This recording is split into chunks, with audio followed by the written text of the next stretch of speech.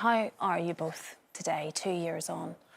Well, obviously, yesterday was 2 years yesterday, so obviously yesterday was extremely tough. I mean, every day is tough, but kind of that time yesterday, 2 years ago, was the worst day of our lives. So obviously, it brings back, you know, haunting memories. Well, the ultimate aim of Charlie's Law really is to stop cases like ours get into court in the first place. You know, it was hard enough that we had a sick child that was unexpected, but you know, to have to go to court and go through that is just a horrible process. So the ultimate aim is to stop these escalating to the point where it gets to court. You know, we need to find a way to mediate and sort everything out before it gets to the traumatic experience for court, because at the end of the day, no one wants this. You know, the parents certainly don't want to be taken to court.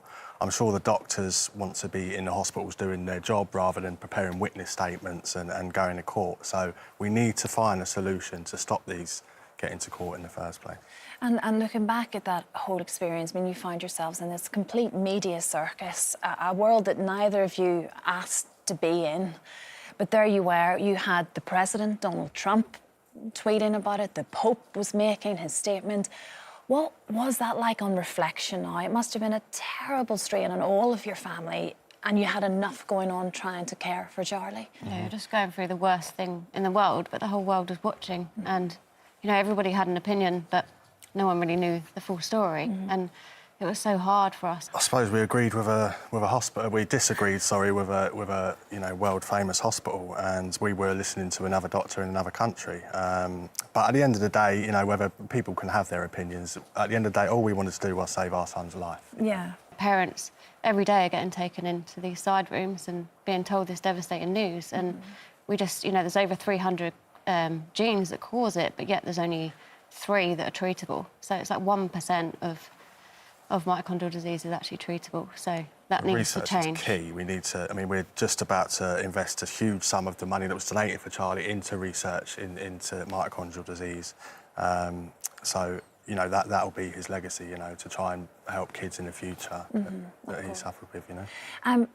There was no doubting, of course, that the doctors and indeed the hospital were brilliant, and they did so much for you as well. I guess it's now trying to plough all of your energies into that relationship being good again, and to have that easier relationship for other parents if they do find themselves in that position. Because, as you say, no one wants to battle with the doctors. No. That's not what it's about. When we were, you know, in intensive care, you wouldn't even realise there was a court case going on. You know, they were literally like family to us. Yeah. And, like, they looked after Charlie so well. And, like, we miss the nurses terribly, don't we? And, you know, we can't fault them for a second. We can't fault the care for a second, you know? And... yeah. Yeah.